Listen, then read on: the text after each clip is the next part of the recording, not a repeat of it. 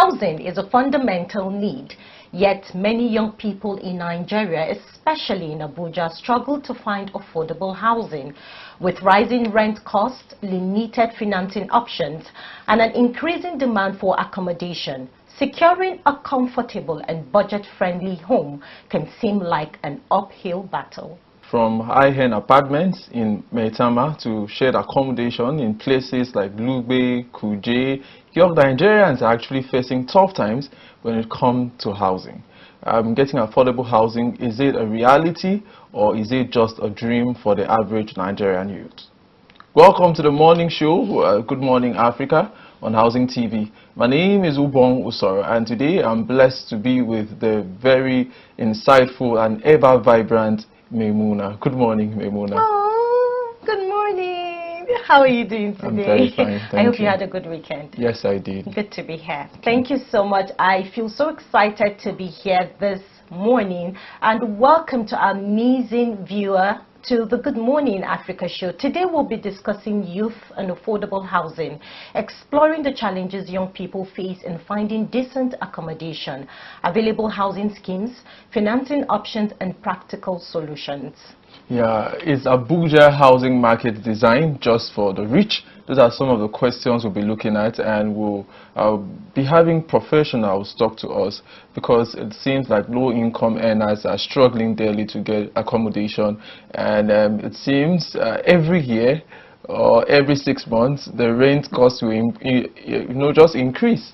If you're paying 500,000, you'll now be paying 1 million naira. Those are paid. Is anybody paying 50,000 for rent? No, I don't think so. Okay. Any longer. I don't think so. Rents are really, high.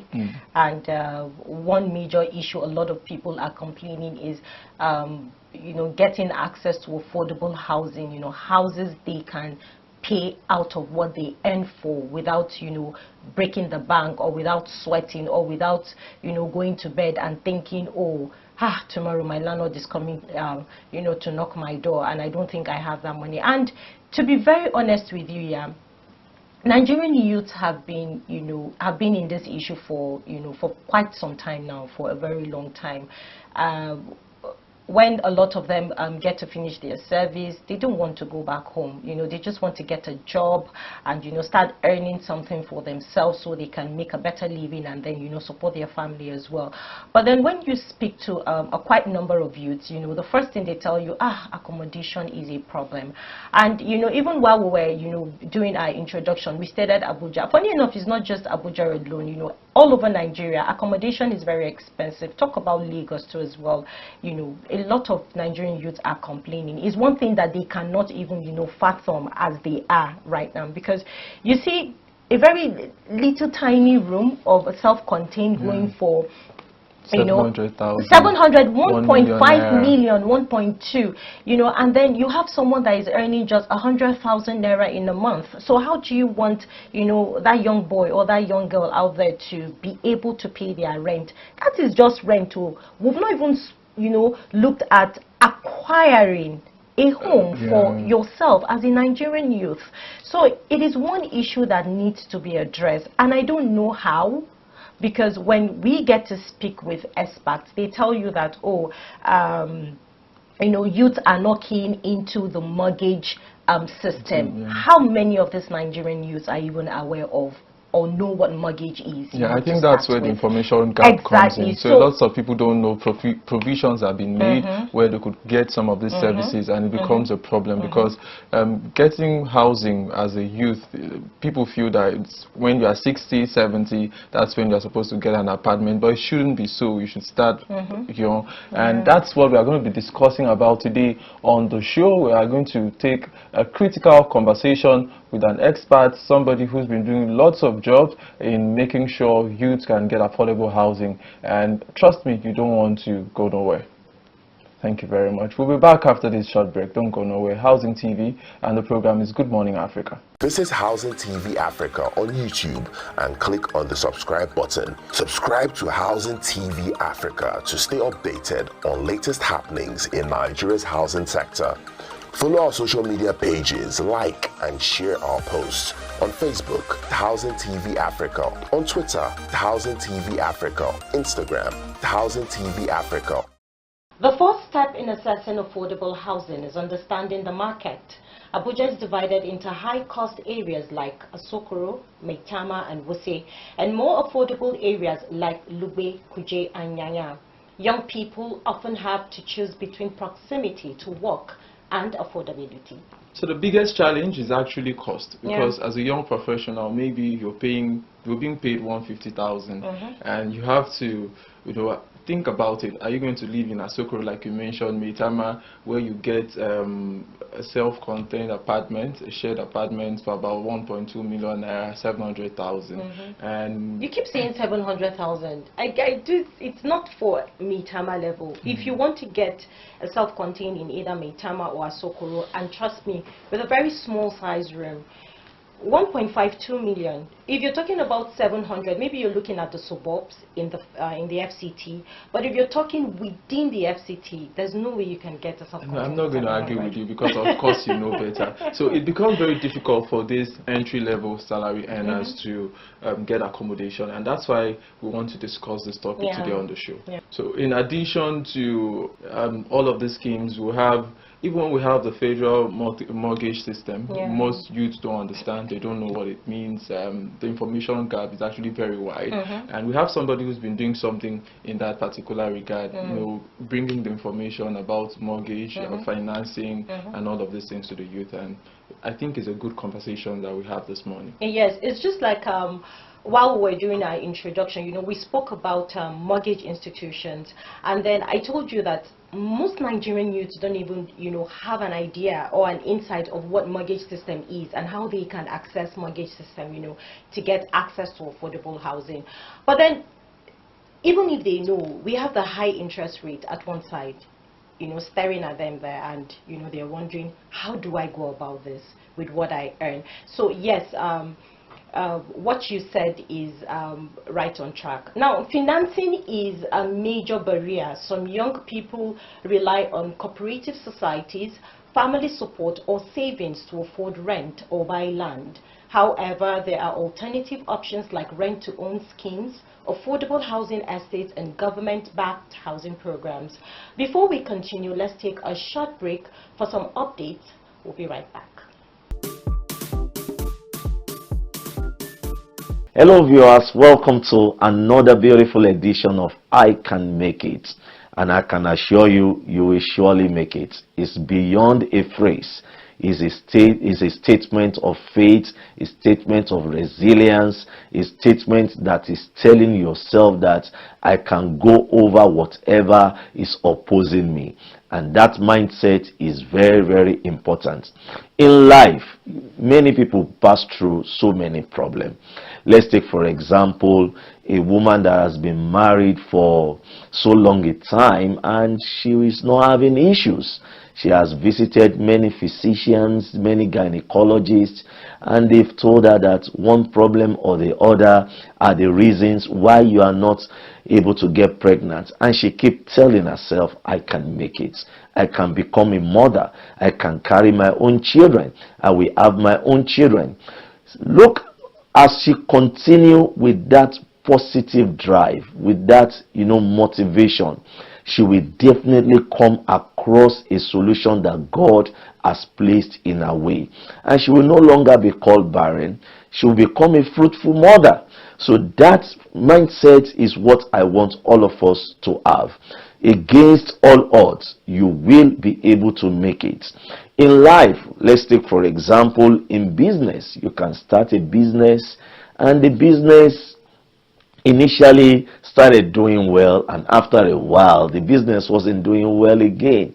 You injected so much money, you employed so many people, and yet the profits are not just turning in. I want you to look at the business and keep telling yourself, with God on my side helping me to source the right information, I can make it. Most times, what normally stagnates the progress of men in life is the lack of the right information.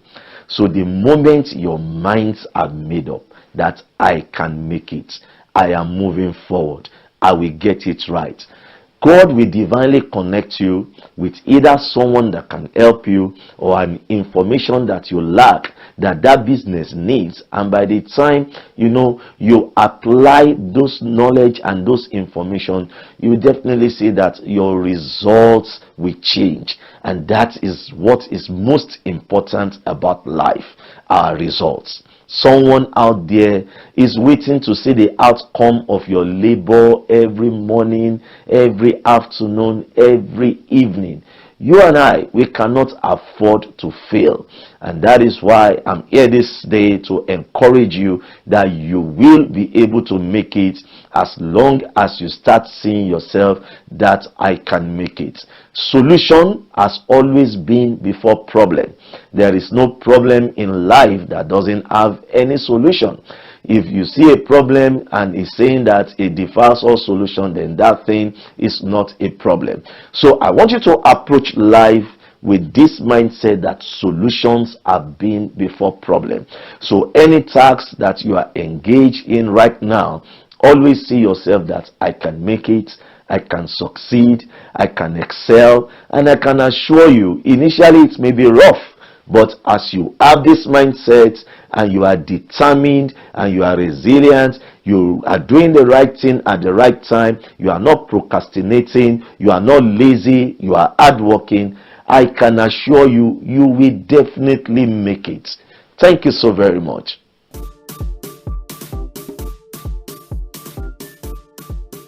Welcome back. We've actually examined some of the challenges we face as young people in securing affordable housing. I said we face as young people because I face this challenge too. So I think we all do.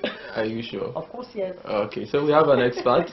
We've been joined by an expert who will help us make sense of this discussion. Of course, yes. Now joining us in the studio is Bassey Bassey, the Executive Director of Hip City Innovation Center, an organization focused on sustainable urban development and housing solutions. He will be sharing insights into the housing crisis and what can be done to make affordable housing a reality for Nigerian youth. Welcome to the Good Morning Africa show, Mr. Bassey, and thank you so much for joining us. I like the fact that you're a young person, and the subject at hand is affecting every young person. Even in okay, we're starting from in the studio, right, Ubong? Yeah, absolutely. It may not be affecting him. Well, you might be right. Exactly. So thank you so much for joining us today. Thank you, Mimuna, and thank you, Ubong, for having me. All right, so Nigeria has a population problem. The high housing deficit is said to be about 20 billion. The other day I saw you with the Minister of Housing, our very own friend, Daginwa. And let's talk about this. What's the plan for the youth in Nigeria? What's the plan for them getting housing, getting accommodation, and getting shelter? All right. Thank you once again for having me. Like you rightly mentioned, housing is a huge challenge, and it's not just a Nigerian problem. Housing and issues of homelessness is a global challenge, and that is why at the UN Habitat level, concerted efforts are being made to see how to rally national government to invest more in housing. And this is also because there are a lot of benefits that adequate housing does for a country, its economy, and also the people. All right. Unfortunately, in Nigeria, we have what we call many informal cities, if I have to use that word. And the reason why we have a lot of informal cities is because not so much thinking is put into how we develop an area. Okay, the usual practice is that government decides to create road, and with road infrastructure means that commerce automatically begin to spring up around road corridors, and before you know it, empty lands around those areas begin to gain value, and before a short period of time, houses are springing up, even before government is able to put the necessary infrastructure within places. So this is also why we have a lot of informal cities, and Abuja always prides itself as the only planned city in Nigeria. But even at that, you would also find out that in the last 30 years or 40 years since this area became the Federal Capital Territory, that the spate of urbanization is not matching the level of infrastructure.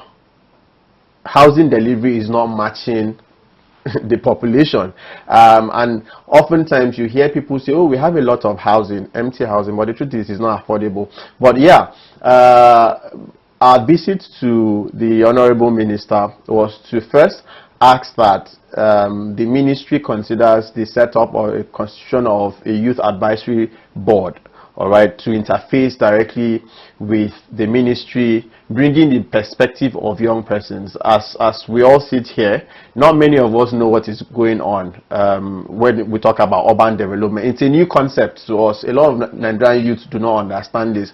And even at the level of government, a lot of attention is not being put into bringing all of the stakeholders who live within the city to now really say, let's plan.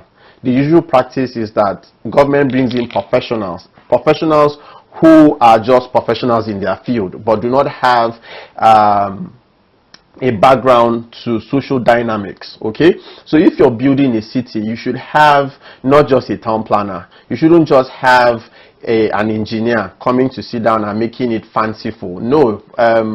Urban development is beyond aesthetics. It's about functionality. It's about efficiency. So if you're building a city, you need to realize that in this city, we would have adults, we would have young persons, we have persons with disability, we would have children, okay? And we would also have senior citizens live in the city. So if you're building a city, all of these experts would have to come in, sit together on the table and look at the functionality beyond the aesthetics. If you're building a road, we don't want a flyover road if it doesn't serve purpose.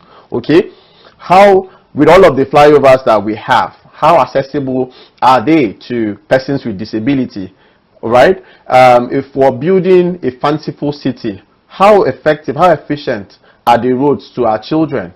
Our children can't cross our express. And you know, the unfortunate thing about Abuja is that the way schools are distributed, you find a child living, say, in Mabuchi and is schooling somewhere in Wuse and have to cross the highway every other day. It's risky. And these things are also because when we're planning, a lot of attention is not really put into bringing all of these stakeholders to bear.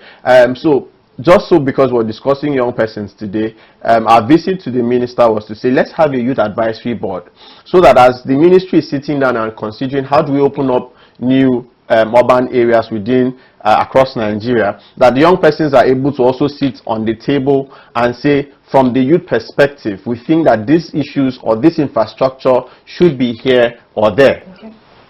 Oh, that's a very good one. Thank you so much, Bassey, for sharing that update with us. So now let's come back to the topic at hand, which is youth and affordable housing. Yeah, I'm going to start off with landlords, which they are not really helping matters at the moment at all, and we're looking at payment upfront when it comes to paying your rent. Most landlords will, stamp their feet on the ground to say that, oh, you must do, an upfront payment before I give you any of my accommodation or my house. So, and this is making it difficult for young persons to, to solve their housing issue. So, what policies or solutions do you think can be introduced to help address these challenges? Okay, in terms of policy, I think at the last time when some landlords took the issue of paying 2 years upfront, I think it was the Lagos State House of Assembly that came out very strongly to condemn it and say let's return back to the annual payment. And then I think there were also conversation around, do we make it a monthly payment system? But looking at our own reality and how erratic our society is, I would not sit here and say that a monthly payment system like we have in other developed climes would serve the Nigerian youth. It's not practicable, so it's not even a conversation, because in Nigeria today you can be in a job in the morning and by evening you're out of that job. So what becomes of your faith if at the end of the month you cannot you don't have enough resources to pay your rent, it means that we would even have more homeless people on our streets than we currently do have. At least with the 1 year period, you're able to save, plan, and all of that just to meet it. So I would jettison the idea entirely of our monthly payment system, because we don't have the system to support that. In developed climes, you already know government job sites, available job sites, that if you're out of job in the morning, you could go on that website and try to apply, and if you're not able to, government gives you some sort of subvention to run you through a particular period of time. We don't have those systems to support us. So the yearly system, for me, I think is still very much in place. However, I think that government needs to stamp its foot on the ground to discourage property owners from taking more than a year. It's tough when you're saving for a year.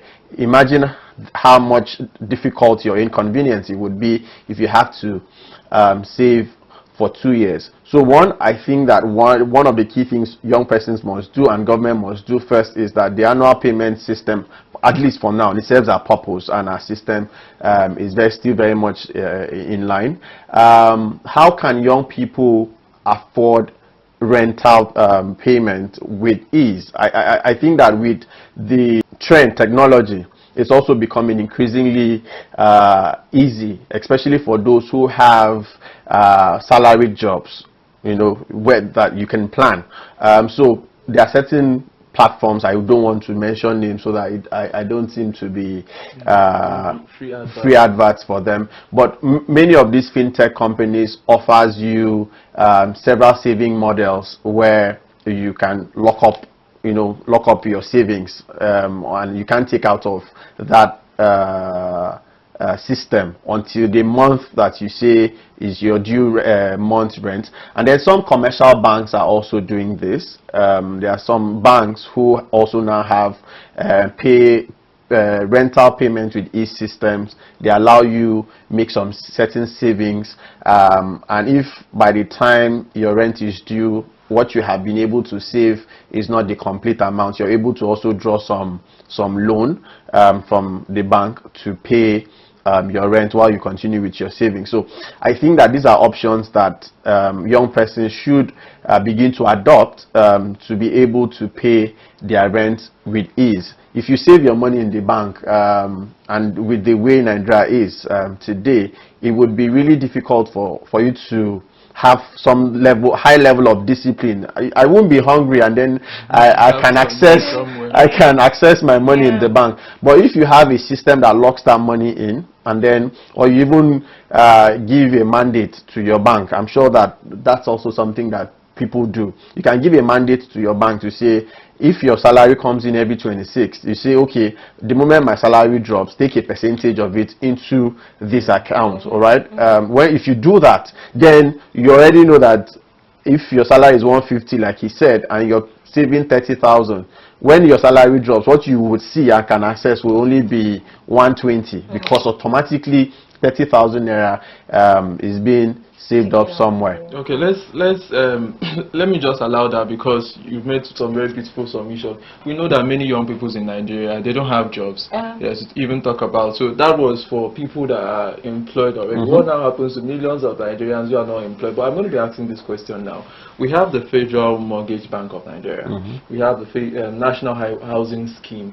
How have you been able to, with your work in advocacy, rally young people to take Memuna have said something before we started the show, that some young persons don't even know that there's some support system they could get. So how do we bridge the information gap? How have young people been able to access, is it subventions, subscriptions from the Federal Mortgage Bank of Nigeria and the National Housing Scheme?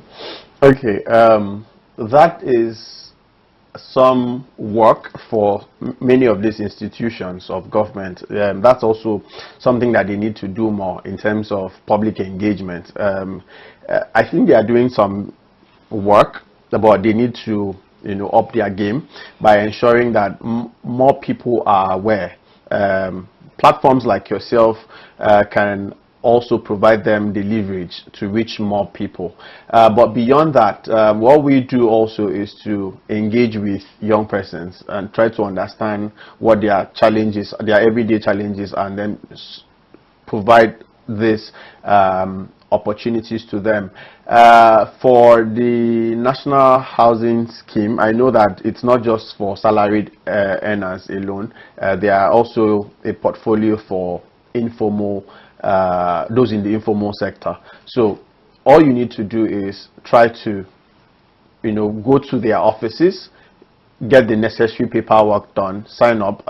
They would access how much, even if you work in the informal sector, there is an average of revenue that you make every day. So the professionals within those offices would sit with you, do an analysis of how much you make on an average, and then try to give you a more suitable plan that suits your income stream. As an organization, it's also a challenge for us that we need to reach more young persons with this information. But one thing that we would do very strongly this year, and it's already work in progress, is to see how we would set up a youth housing cooperative. That's something that doesn't happen, okay? So with the youth housing cooperative, it means that more young persons can make contribution into it, and then those resources would be used to either purchase properties and all of that. I wouldn't, don't question me on this. It is still I actually want to question you on that. I'm so sorry, it is still work in progress. We're still fine-tuning, but it's something that we think that its right time has come. When we met with the minister a couple of week back, one key thing we asked was that we should also have a youth housing scheme floated by government. This is because if you look at the housing needs of young persons, majority of young persons just need a studio apartment, right? So if we have a youth housing scheme like we have for many of the other professional bodies, we can look at the entry age into those property, okay, and what should be your exit age as well. So if you come into a city and you want to live in any of the youth housing scheme, certain data would have to be collected, from you to look at what age. If you're say 21, you should know that by the time you're 24, even if you don't want to leave, you have to vacate for other people to come. So those kind of systems are what we're still tinkering around to see what the best approach would be, so that young persons have a place where they are dignified, okay? My organization, we're always at the forefront of advocating against demolition and forceful eviction.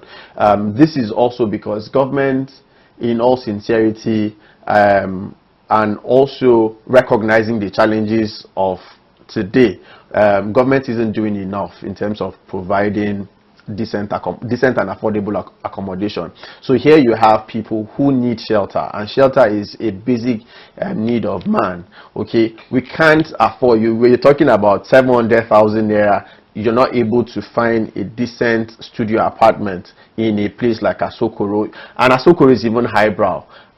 I think some years back I went to visit a friend in Gwarimpa.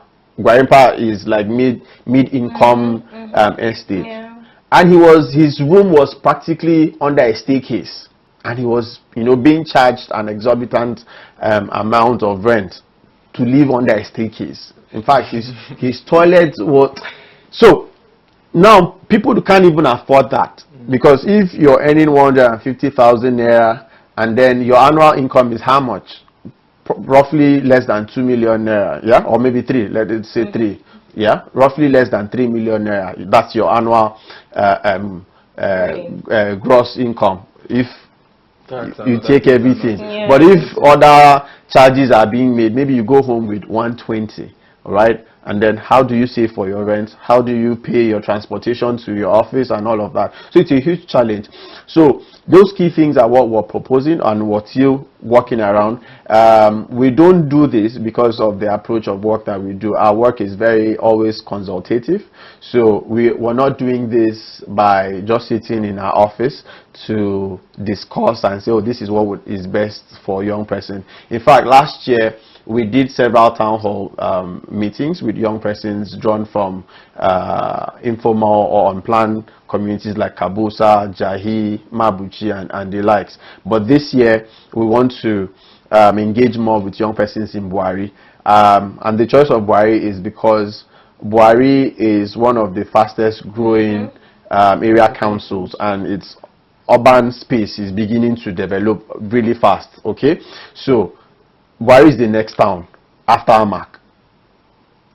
How do we ensure that we correct some of those mistakes in terms of housing needs for young persons? So before the end of next month, we'll be doing some engagement with young persons within the Buhari axis to understand what kind of housing do you need, what are your basic challenges. So it is all of this information that we would, at the end of the day, collate into what we call a charter, and then by the second or third quarter of this month, we would now bring in industry experts to now say, having engaged with young persons across several unplanned settlements in Abuja, these are their needs, and how do we solve these needs? Okay, I'm going to take from partly from what you said towards the end, and you stated that the government is not doing enough to provide affordable housing.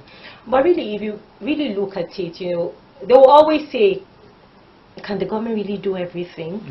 So this is where partnerships and collaboration comes in with private sectors. But I'm going to put this to you. Do you think collaboration and partnership with private sectors in the housing sector to provide affordable, because for every private sector that will be in the housing sector is for gain of profit. Right. That's the truth. So do you think that that collaboration can really be totally 100% possible in providing affordable housing for Nigerian youth? It is. It is possible, right? When you look at the factors of production, okay, you're talking about land. Land has a huge impact on the housing cost at the end of the day. How affordable and accessible can one get land today in a city, say, like Abuja, or in a city like Lagos, or in a city like Port Harcourt and the like? So how affordable and how accessible is that? If you and I go to, say, the lands department at FCT or FCDA to apply for a land, you would do all of the necessary paperwork, submit. Guess what? It would take you no time, because you can't predict when they would call you to say, oh, the minister has approved your land application. So land is in hot contest. Some persons have explored several means of acquiring land. So if government, by its design and paperwork, says land costs 1 naira, but by the time I finalize all the different processes of actually acquiring that 1 naira land, quote and unquote, from government, I have spent 20 naira. By the time I now begin to also develop the plot, you're looking at the material cost of cement in a country that has all of the basic ingredients, to produce cement. We have limestone of the highest grade, okay, in several states of Nigeria, and yet we're buying a bag of cement as high as 10,000 naira. Right? Who controls all of this? Who regulates the market? It is government, and that is why I'm really also happy that the Ministry of Housing and Urban Development, I read in the news that in a couple of weeks or days from now, they will be engaging with big players in the construction industry or in the manufacturing industry of construction materials. Yeah. So if government relates with them, understand what their challenges are, then the cost of housing by itself will reduce. So yes, government may not have all of the resources to build. Okay, partnership is necessary. Government can't do it alone. It is a given. But government needs to provide the enabling environment. Government needs to look at its policies. Government needs to look at its regulation. How do we regulate the sector? Because if I give you all of the resources to ensure that these things are within the reach of the average Nigerian, and then you go ahead to produce and take it out of the reach, I should be able to call you back and say, no, this wasn't agreement. And if you don't agree, government is law. You use the law and you sanction those ones who are, erring or at the wrong side of the law. So government has a huge role to play, but in partnership with the private sector. But in doing this relationship, each party has to be transparent, and each party has to be accountable to each other. So if government says we would make land titling or land available, okay, government has to live up to that obligation. If the developers or the investors also say we would build this house to this specification at this time and all of that, they also have to be accountable to government. All right, and at the end of the day, government must also not then come back to look at the investment, the commensurate investment that each of the investors have made, and what the return on investment should be, so that it is not overly inflated. We have a lot of properties that are inflated. You're building a 5-story or a 5-room duplex and you're costing it at 3 billion naira. 3 billion naira, when a CBN report some years back said more than half of Nigeria do not even have up to 500,000 naira savings in their accounts. It makes mockery when you put all of this puzzle together. It makes mockery of the entire system. It means that there is a gray area that no one is talking about. There's a gray area that we're not exploring. So government needs the investment of the private sector, needs the relationship of the private sector, but both parties have to be accountable. Both parties have to be transparent in their dealings. Okay, so let me take you on this now. In other countries, maybe in the UK and other countries, you don't necessarily have to live in town to work in town. You could live in some metropolis outside London, and in 45 minutes you always know that your train will be there. You catch your train, you get to work, from work you get on the electric train, but you've done several kilometers. How can we, as new cities are opening up, you just talked about Buari as the new city center after Amak that's opening up. How can we get to have those infrastructures that will not put so much pressure on these places you mentioned, Asokoro, Gwarimpa, Mitama, and the rest of them? So people could live in Buari, people could live in Gwagwalada, people could live in Mabuchi, people could live in all of these places and still work in town without having to excessively pay transportation and all of that. Okay, so there is a growing global conversation around what we call proximate cities, or in a very low term, 15-minute city. Abuja by itself is touted to be a 15-minute city, right? But that's not the reality. What does proximate city mean? Proximate cities mean that within 15 minutes, I should be able to access all of the basic services that I need within a 15 minutes distance. So one of the biggest challenge that we have from the government side is that we have concentric economic hubs or administrative centers. Every morning, people come from the 3 entrances into the city to one place or 2 places, if I have to use like in very generic term. Thousands of people commute daily to the federal secretariat, right? That is because all of the federal ministries are in the same place. Every morning, thousands of people commute 2 Banex or Wuse 2. That is very concentric hub. So the first thing first is let us decentralize. We live in a digital society where several government organizations can be anywhere and connected by the web. Of course. Ministry of Agriculture should be somewhere in Kuje or somewhere in Gwagwalada. And because even if we have the argument that sometimes the president needs them and all of that, it is just either the minister or the permanent secretary or any of the top directors that are needed, not the entire workforce. Do you understand? So if you decentralize this workforce across the 6 area councils, what you would do is that you're going to drive development to each of those area councils. You're going to force government, or government would be forced because it is in their hands. Government would be forced to provide housing schemes that are required by their staff, and their staff would be happy to stay.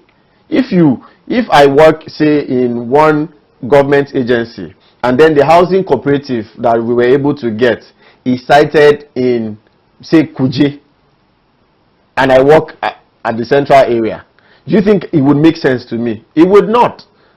So sometimes people just buy those things for security purpose.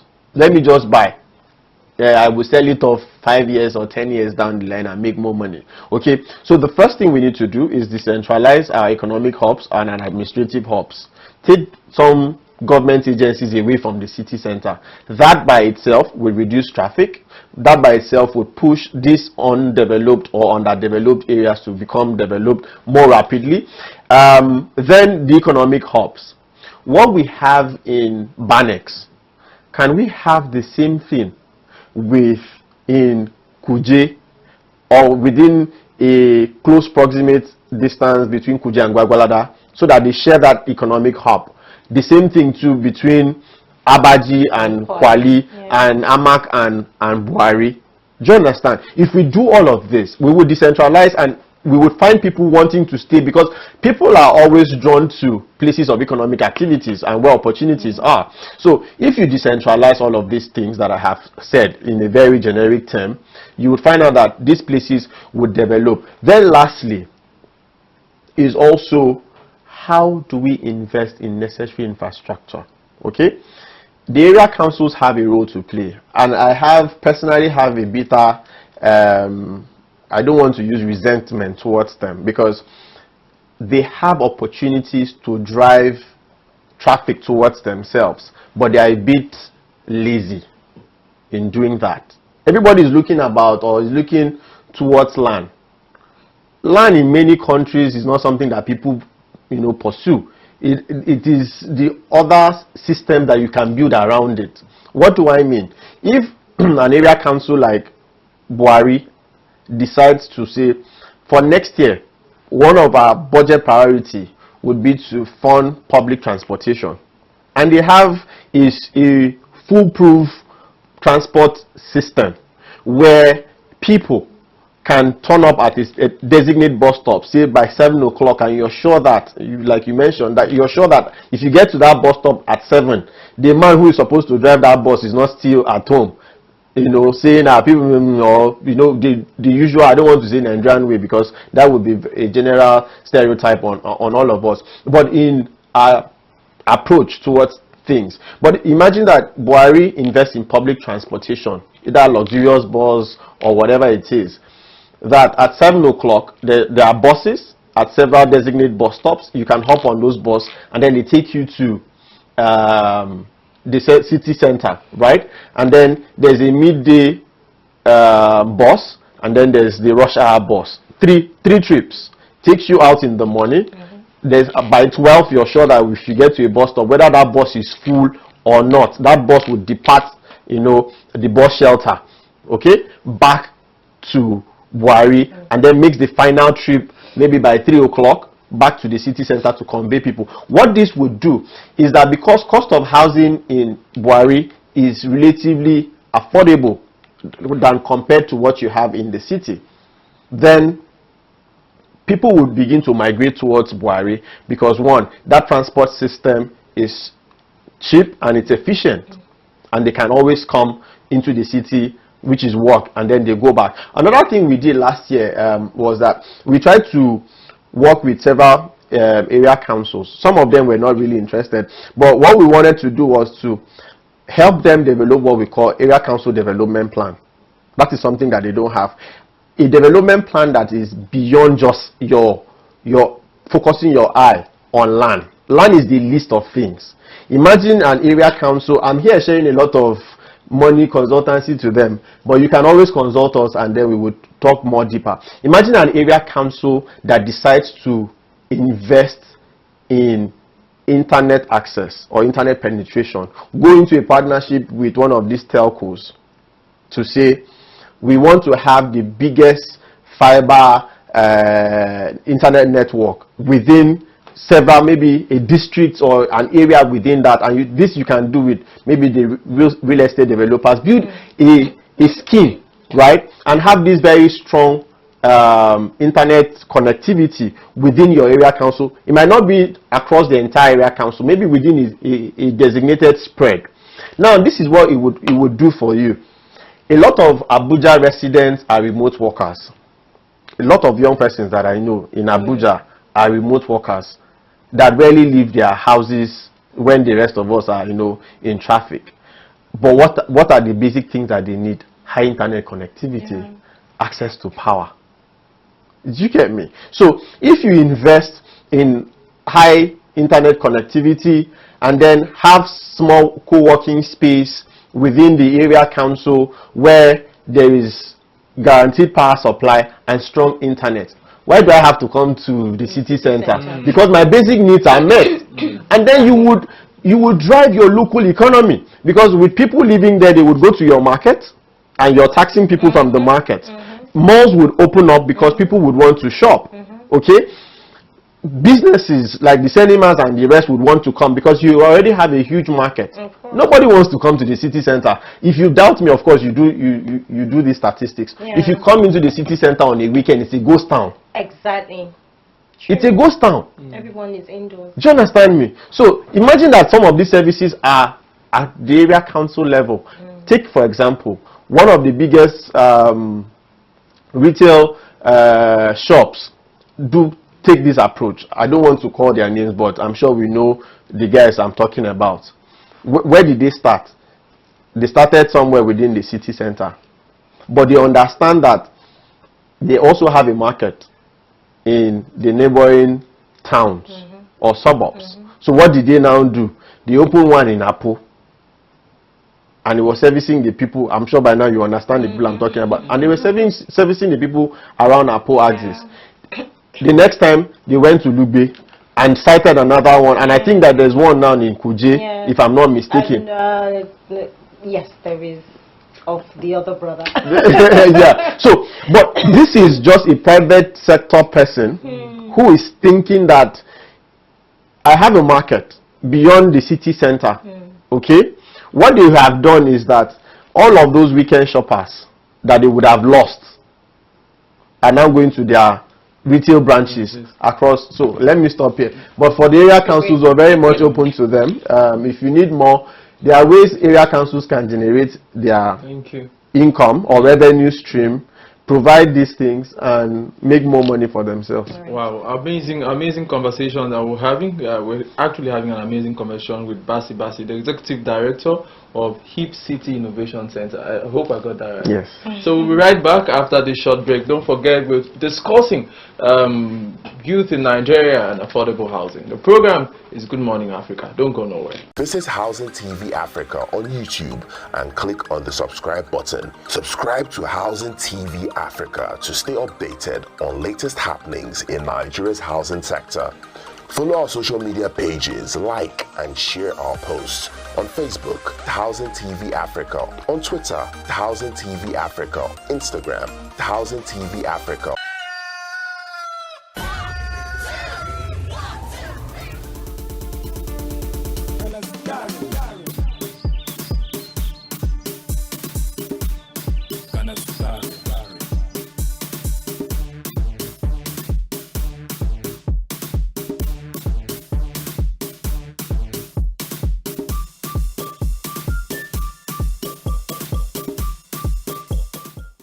Welcome back. If you're just joining us, this is the Good Morning Africa show on Housing TV Africa. Still discussing Nigerian youth and affordable housing with the Executive Director of Hip City Innovation Center in Personal, Bassey Bassey. So I'm going to quickly move to the next question, which is, of course, housing expenses aside from rent. So what other hidden costs should young tenants prepare for? I think we already know now. Agency and I was actually waiting for him to call agency first. That's a big agency deal. and caution fee. Agency, legal fee, caution fee. All the fees. And we keep the fees just keep coming. So those are things. Those are basically the fees that young persons would encounter when they go out to look for houses. Then the other, I think it's just around the pricing. There's this Nigerian notion of new house and old house. If you're lucky to find a new house, you're most likely going to pay more. Virgin house. Funny enough, when you see housing alerts that agents put out there, and then the caption says breaking, brand new hot sale. I'm like, Virgin apartment. So they call them virgin apartment, and then they charge you more because maybe there's a POP, there's a water heater that you might never use. Water heater. There's a wardrobe somewhere. So there's a water heater. The bathroom and kitchen are tiled, you know. So those are just the things that jack up the cost of a rental property. But then I won't sit here and say that those things are not legit or shouldn't be considered, right? Because, you know, when we're talking about cost of production, if I tile my house, I tile the floor of the room, tile the kitchen, tile the bathroom, that's an extra cost. But to be honest with you, that should be a standard house on a normal level. On a normal level. So I'm always amazed when I hear landlords or agents say, this house has there's tiles everywhere. I'm like, before, you don't want to put tiles in the house to start with, because that should be the standard to start with. So that should be the standard, but who defines what standard is? In a country like Nigeria. Right? Standards are based on your purchasing power, but they are basic, what we call minimum benchmarks, right? That a house should have. What are the basic things that should be in a house? Not necessarily the aesthetics. Okay? You want a house with a livable space, not what some developers are building now, where the moment you put in your bed, everywhere is gone. That's not it. Also because maybe we're trying to manage or overmanage land. Okay, so there are basic things: a livable space. You should have a bathroom. You should also have a kitchen. All right. That's basically what constitutes a studio apartment. Okay, so those are basic things. Tiling mustn't be from top to up, all through tile. You could have a half tile and the room will still come out really nice. But when a developer or a property owner goes on to invest so much, like do the tiling from ground to top of the ceiling, of course he has incurred more costs, and he would also have to recoup that cost.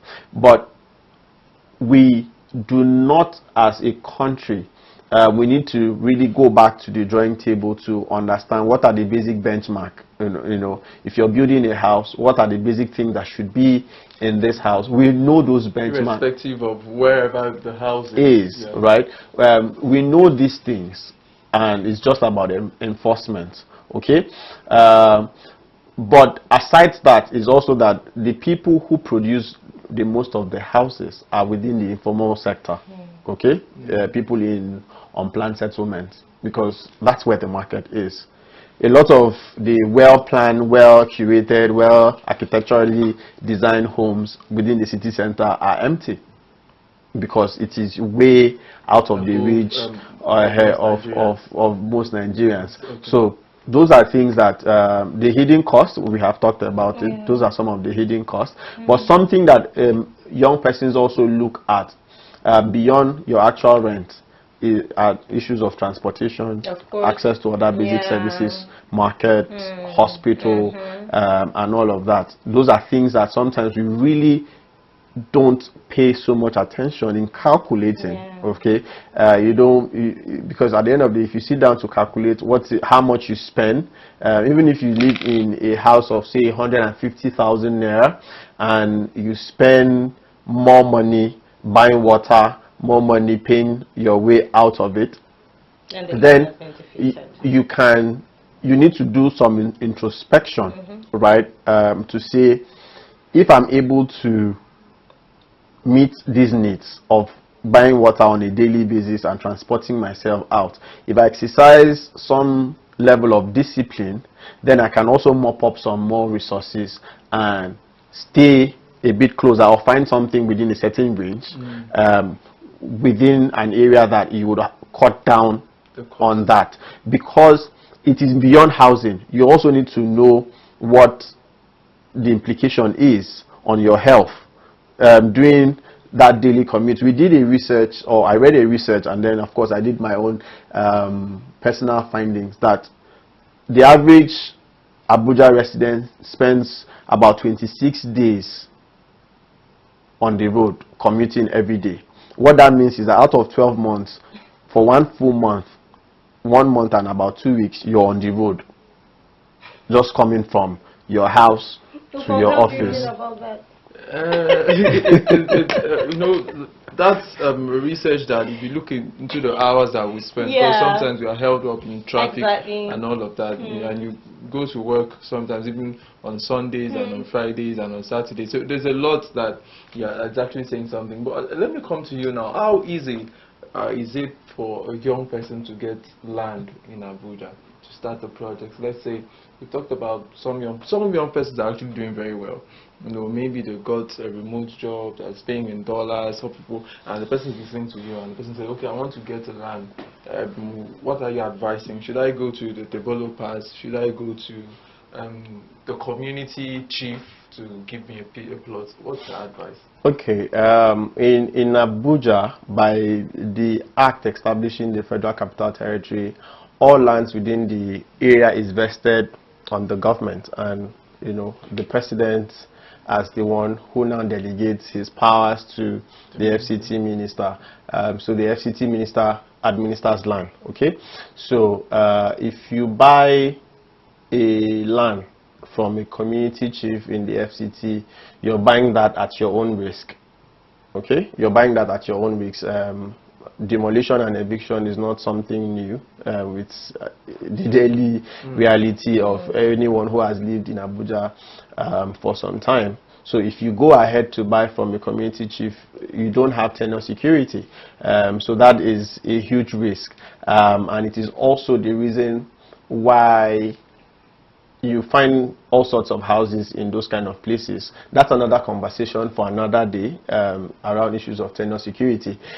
So no, the advice would be that do not buy a community land, especially if you have the money to buy from a more legitimate source. But if you do go ahead to buy, also realize that there are risks involved. The government might come at any time and say you need to leave this, and of course that is now your risks. The other options, of course, is at the FCTA level. If you need to own a land, you need to go to the lands department. They have the process of land application. So there's a file. You have to open a file with them, and there are forms that you need to fill. Provide certain information like your tax clearance, your data page, other information, and then you make a payment, right, for that application to be processed. I won't say how much it is. If you need to know the actual cost, you can visit the lands department, but that's the process. You go there, tell them you want to open a file, for land application. They will give you, you fill the form with all of the necessary documents that is required, and then make some payment, and that is it. When I was talking, I said when you make that land application, you don't know when it comes out. It comes out. It is between you and your God, or whatever it is that you believe in.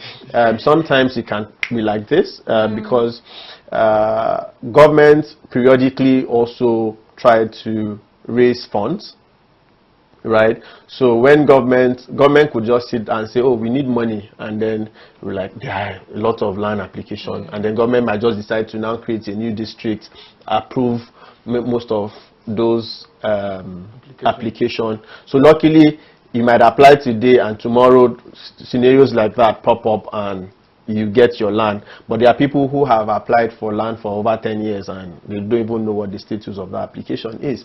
Then the other people who also sell land, the Federal Ministry of Housing and Urban Development from time to time also have this housing scheme. One of such is the Renewed Homes initiative that is currently ongoing. If you want to make an application right now, it's on the portal, the website, so you can. Do you think that those houses on the portal are affordable for They are not. Nigerian youth? They are not. I recently made an application to the Renewed Homes, and in commendation to them, there was like a very swift follow-up on me after I made the application, and then they were trying to market me and stuff like that. But I don't think it is affordable. For the Kasana one that is already selling, a two-bedroom, I was told, cost as high as 48 million. Okay, so now I'm telling you that a one-bedroom is going for as high as 25, 26 million. Yeah, I know. So really, when we really talk about affordability, do you really think it's a reality? Because sometimes I try to understand how affordable these houses can be for Nigerian youths. Trust me, I don't see any Nigerian youth at the moment working in any organization that can afford any of those accommodations on the Renewed Home Estate. There are some youth, let's not categorize, but the percentage is very negligible. Okay. Maybe a 2% or a 5% of the entire youth. But of course, let's not just blanket it. Sure. That's my point. It is not. When you put what the median income is for the average Nigerian youth, and sometimes I even try to extrapolate it beyond the Nigerian youth to say how many people in the employment of government earning legitimately, okay? I like that word. Can afford this property. Even, I dare say that even an assistant director, okay, cannot afford what he earns legitimately. That's the key word, legitimately. Cannot afford those property. But it is what it is. It is what the government is offering as at today.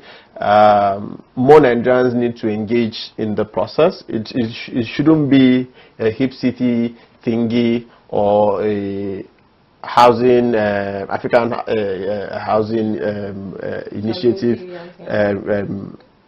advocacy alone. It should be a reality for all Nigerians, okay, that we need to engage with government. If we don't engage, that's the thing about just accepting things.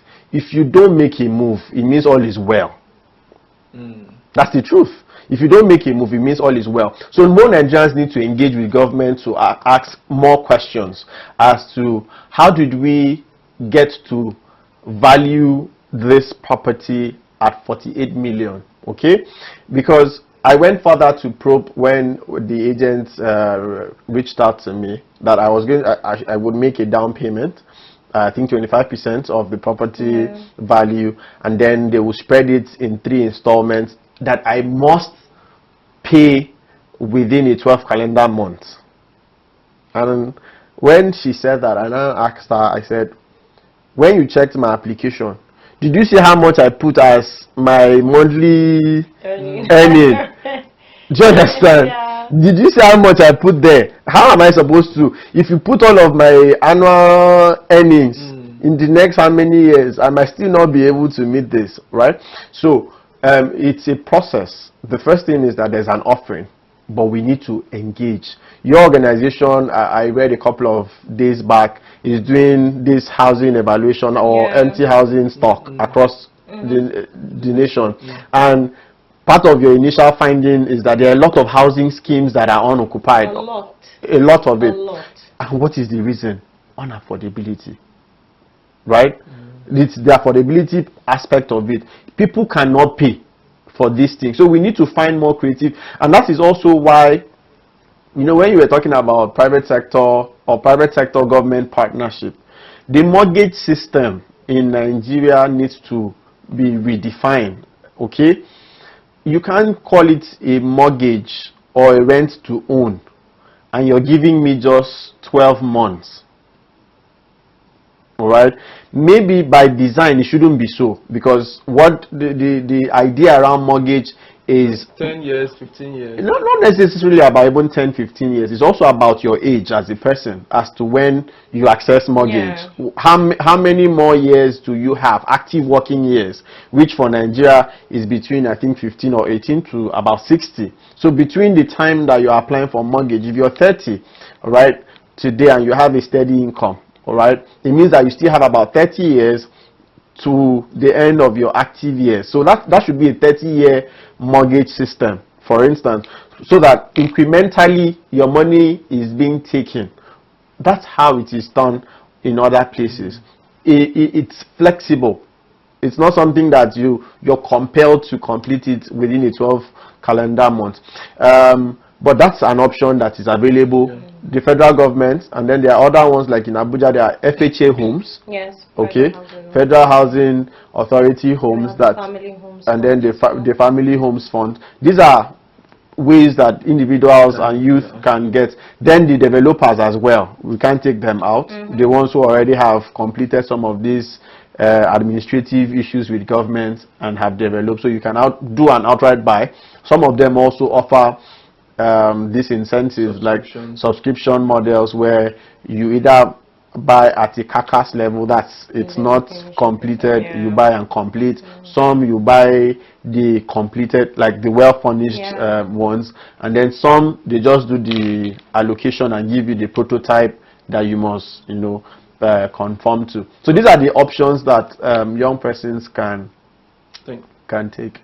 So today's discussion has highlighted the fact that while affordable housing is a challenge, young people can take proactive steps by exploring alternative financing, co-living options, and government-backed housing programs. Yeah, the key to securing a home in Abuja is proper planning, financial discipline, and researching the best options available. But the bigger question remains, is affordable housing a reality, or is there more that needs to be done? Mr. Bassey, thank you so much for joining us today on the Good Morning Africa show. Such a pleasure to have you, and thank you for, you know, sharing your insight about youth and affordable housing. I hope we're going to do this again some other time. Yeah, thank you so much, Mr. Bassey. Let's keep the conversation going. Share your thoughts with us on all our social media platforms. So that's it for today's edition of the Good Morning Africa show. Stay informed, stay engaged, and we'll see you again soon. You can watch this episode and subsequent episode by subscribing to our YouTube channel, Housing TV Africa. You can also follow Housing TV Africa on all social media platforms. Do download the Housing TV Africa mobile app on Google Play Store and Apple Store to stay connected. I am Mimana Bagudu. My name is Ubong Usara. Have a good day. Bye for now. Bye.